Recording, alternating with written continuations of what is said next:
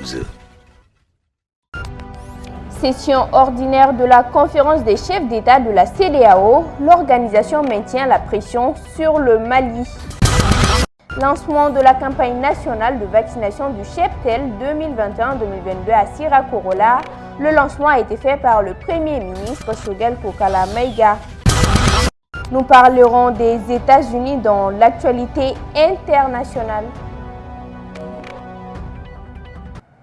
Fidèles téléspectateurs, bonsoir, bienvenue à toutes et à tous dans ce journal.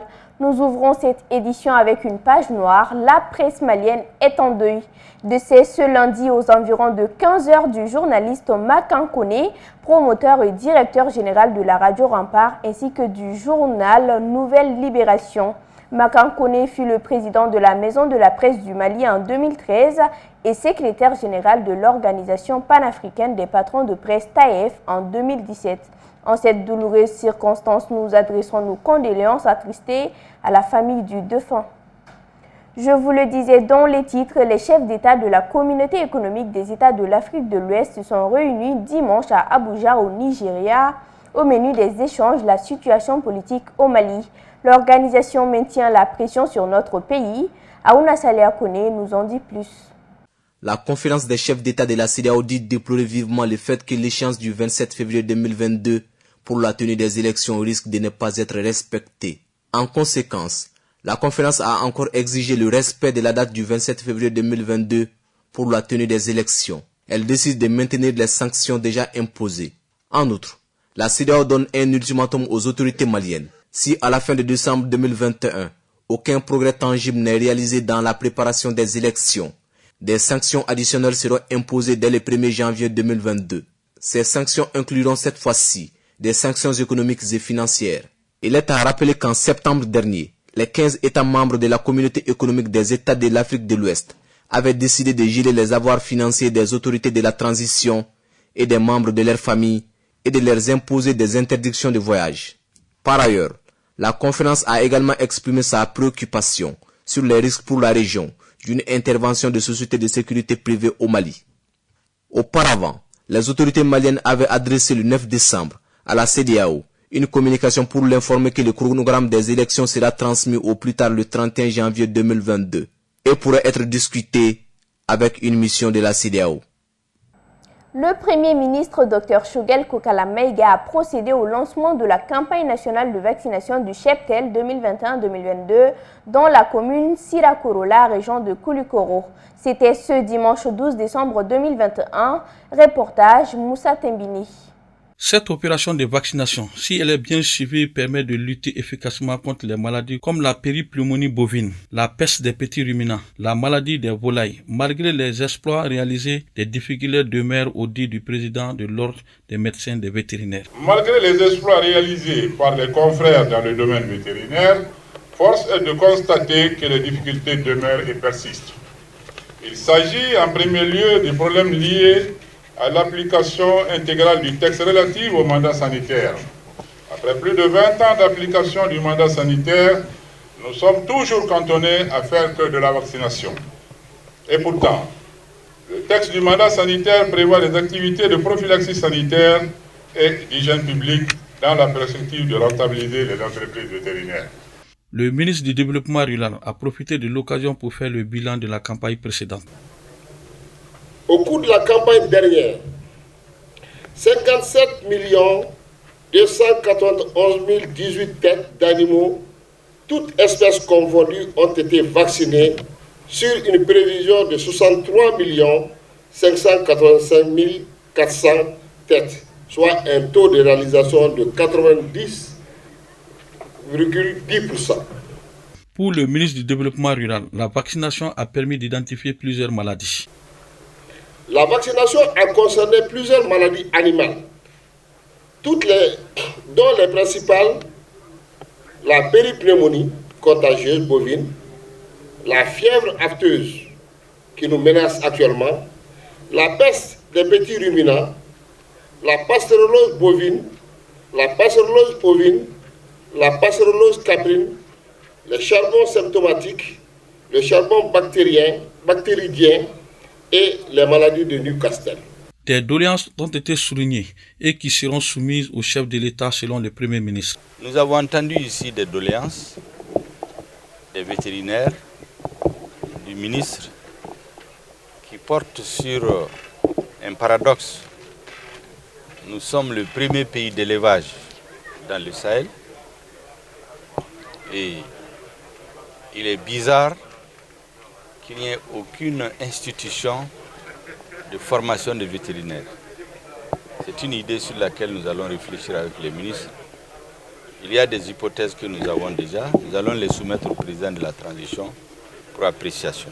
43 millions de doses de vaccins seront distribuées pour atteindre l'objectif de la campagne. Les vaccins cette année vont concerner 43 millions de doses qui sont produites pour être données aux agents de la santé, où vous avez une combinaison harmonieuse entre les agents de l'État et les agents venant du secteur privé. Notons que le Mali compte aujourd'hui plus de 63 millions de têtes de bovins, ovins, caprins, archins, camélins et porcins, et plus de 55 millions de sujets de volailles. Le mouvement patriotique pour le renouveau MPR a procédé au renouvellement du bureau de ses instances à travers un congrès ordinaire qui s'est ouvert ce samedi 11 décembre 2021, suivant les temps forts de l'ouverture de ce congrès avec El Hadji Malick Guité et Moussa Tembini. C'est l'ère du bilan et du renouvellement au mouvement patriotique pour le renouveau MPR. Après un mandat de 5 ans, les responsables des différents bureaux qui composent le parti ont fait le point de leurs activités lors du 6e congrès ordinaire du parti, couplé au 4e congrès ordinaire des jeunes et celui des femmes. Il faut noter entre autres que la jeunesse représente aujourd'hui le noyau de la commission électorale, de la commission de communication du parti.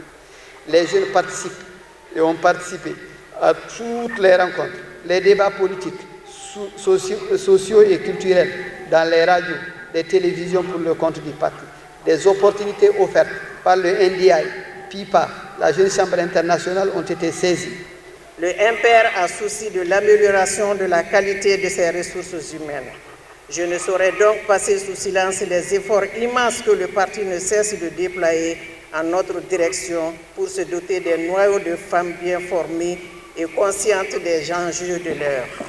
La concrétisation de cette politique se traduit par la participation des femmes aux sessions de formation politique et aux différentes rencontres, assemblées concernant la vie du parti et celle de la nation tout entière. Pour le président du MPR, Dr Shogel Kokala-Mega, après 28 ans d'existence, le parti a grandi. C'est dire que l'enfant est devenu un jeune adulte, prêt à affronter les aléas de la vie, prêt à assurer la relève. Il n'a pas connu le limite de père. Il a le droit et le devoir de connaître la geste du MPR qui a déclaré haut et fort prendre en charge l'héritage de ce parti. Ce 6e congrès ordinaire a aussi permis d'épingler certains mots qui empêchent le bon fonctionnement du pays. Nous devons avoir le courage de dire que tous, autant que nous sommes, que nous avons échoué quelque part. Et remettons-nous en cause et reconstruisons la maison du Mali. La refondation passe forcément par un organe unique de gestion des élections, libre, indépendante, un audit et un assainissement du fichier électoral, par une sensibilisation des populations à la base et sans aucun doute par la sécurisation de l'ensemble du pays. Les 2 jours de travaux et de concertation vont aboutir au renouvellement des bureaux pour un mandat de 5 ans. Toujours dans le même cadre, à l'issue de 2 jours de travaux, les différents bureaux des instances du parti ont été renouvelés. Les points avec Moussa Tembini. C'est dans une bonne ambiance qu'a pris fin les 2 jours des travaux de renouvellement des instances du parti du mouvement patriotique pour le renouveau, MPR.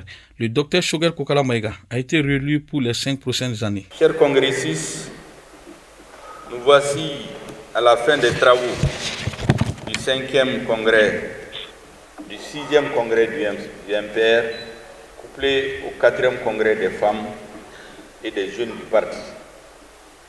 Après 2 jours de débats intenses, francs et féconds, vous avez adopté d'importantes résolutions qui insufflent au parti un nouvel élan et marquent un nouveau départ.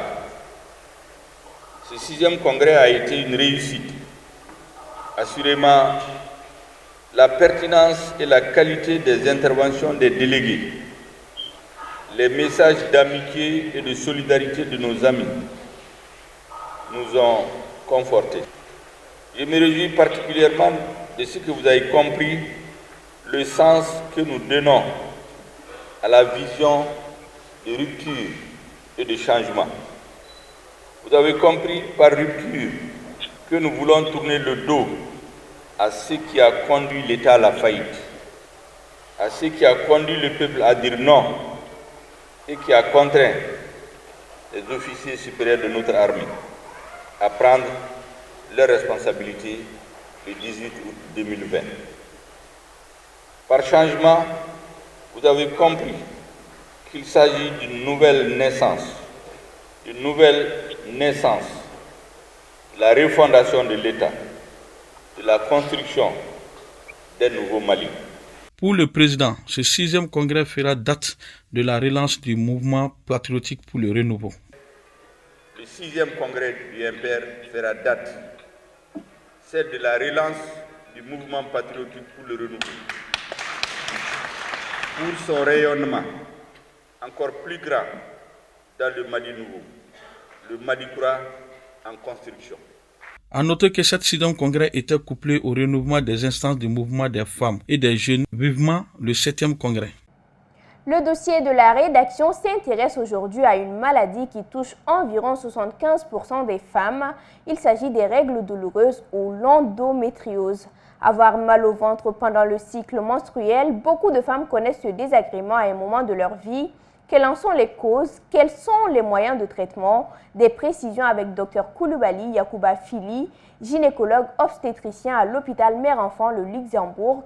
Il est au micro de Aminata Traoré et Ibrahim Aguindo. Parlons des règles douloureuses, communément appelées dans les langages gynécologiques, la dysménorrhée, c'est défini comme étant une douleur au cours des menstrues. Ça peut être une douleur avant, au cours des menstrues ou même bien après les menstrues aussi. Lorsque vous avez des règles douloureuses, vous devez venir en consultation pour voir quelle est la cause exacte, pour pouvoir corriger ça. C'est pour ça que ça peut être des causes où vraiment c'est des problèmes de fibromes, c'est des problèmes d'endométriose, c'est-à-dire le passage, c'est-à-dire la présence du tissu endométrial en dehors de la cavité utérine.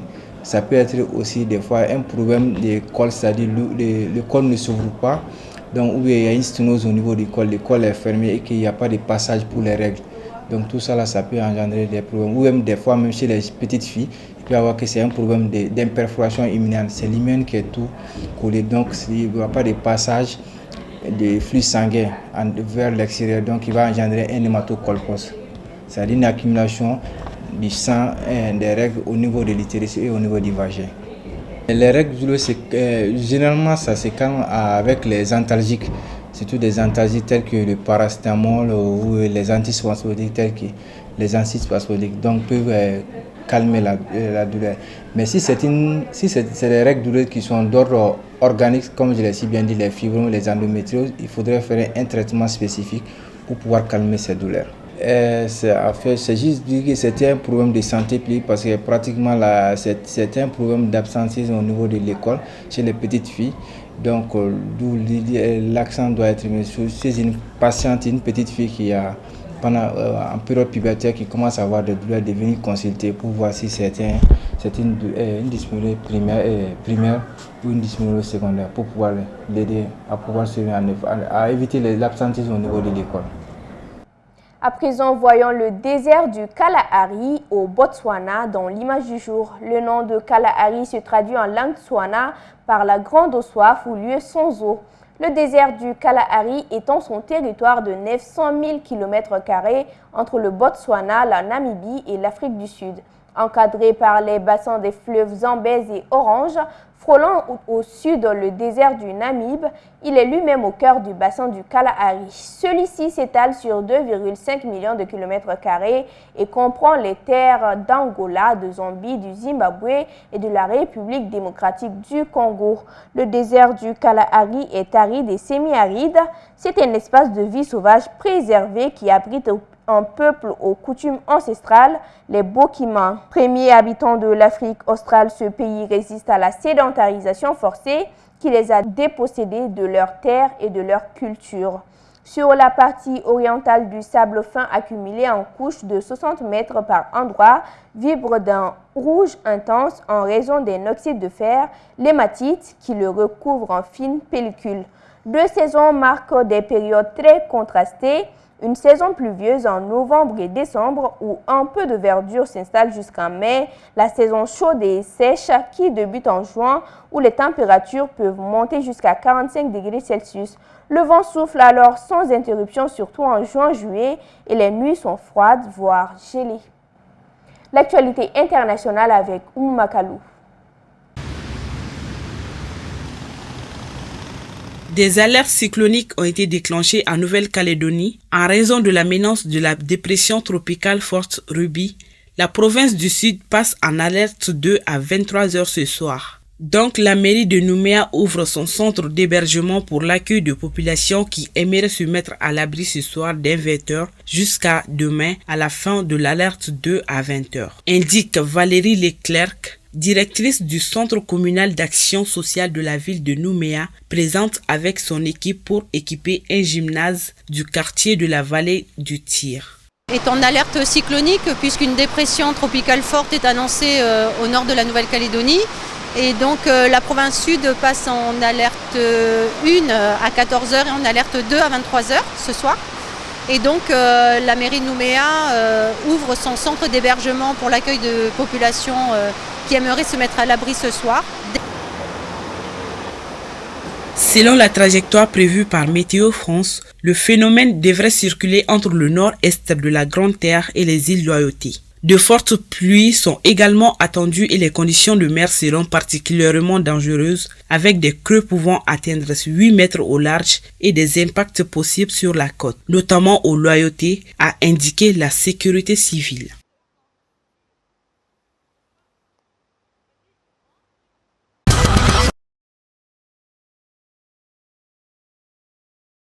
Des vues aériennes montrent l'ampleur des dégâts à Mayfield dans le Kentucky après le passage d'une tornade. Mayfield est la ville la plus touchée par des tornades meurtrières qui ont balayé une partie des États-Unis, faisant au moins 94 victimes dans plusieurs États. Ce phénomène météorologique exceptionnel a traversé 6 États, y laissant une traînée de destruction sur des centaines de kilomètres, mais c'est à Mayfield que celles-ci ont été les pires. La fabrique de bougies Mayfield Consumer Products n'est plus qu'un enchevêtrement de poutrelles et de tôles tordues empilées sur plusieurs mètres de hauteur. Équipés de grous, bulldozers et autres engins mécaniques, les secouristes ont fouillé méthodiquement dimanche les décombres. Quelques 110 employés travaillaient dans l'usine vendredi soir pour répondre à la demande de la période des fêtes quand la tornade a tout détruit. Plusieurs dizaines de personnes manquent toujours à l'appel. Les États-Unis font face à une nouvelle norme avec la multiplication des événements météorologiques dévastateurs. C'est alarmé dimanche la responsable de l'Agence américaine de gestion des catastrophes. Elle a notamment souligné la dimension incroyablement habituelle et historique de ces tornades pour cette saison. Le mois de décembre est habituellement plutôt épargné par de tels événements aux États-Unis.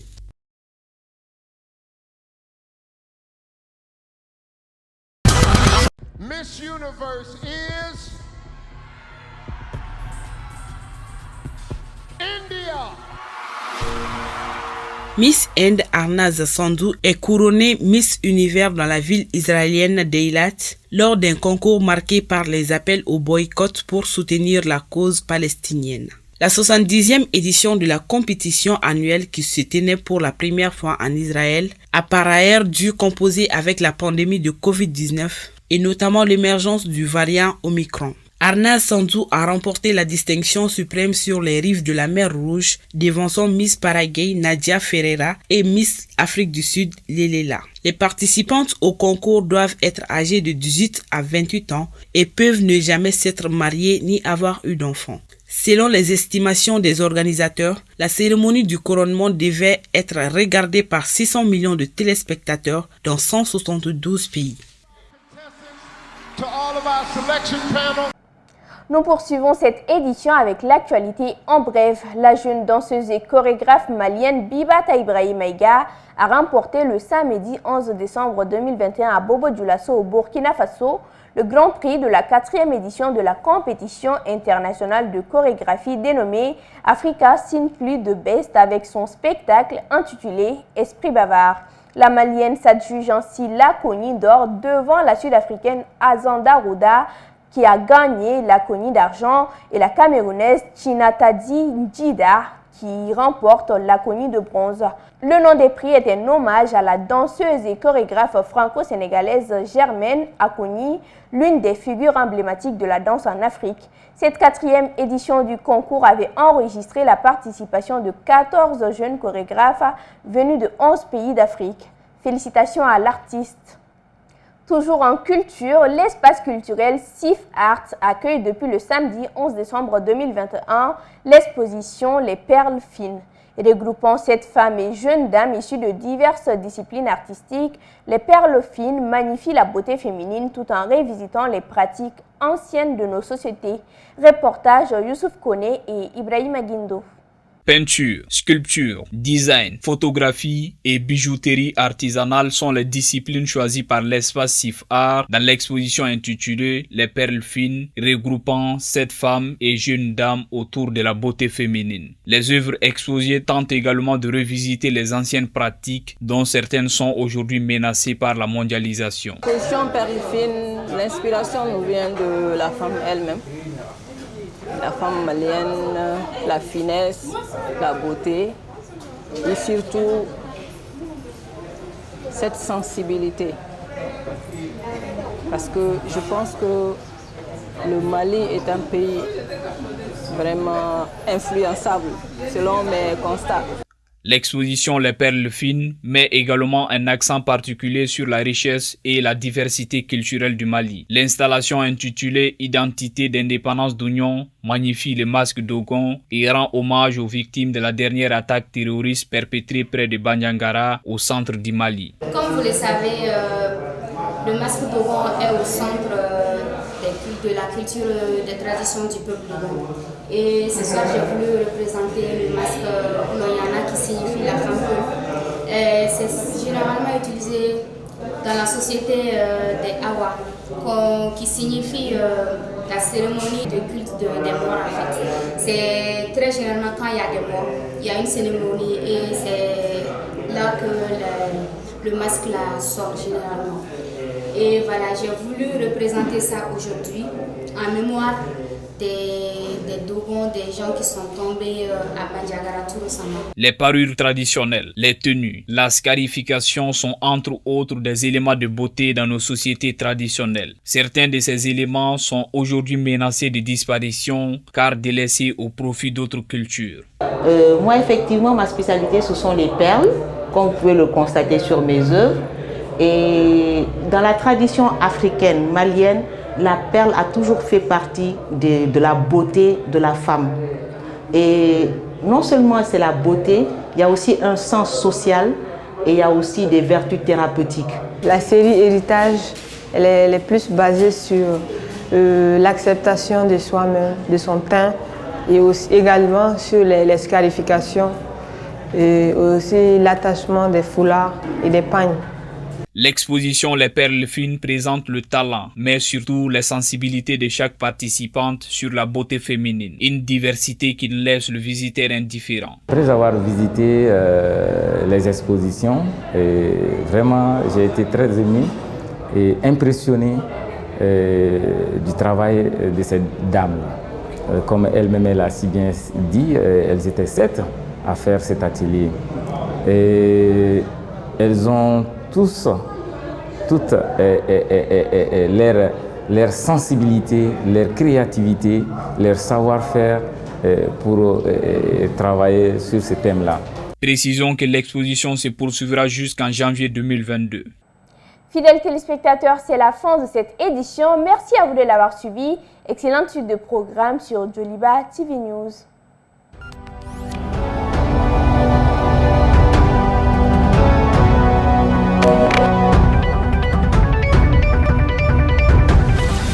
Joliba Evening News.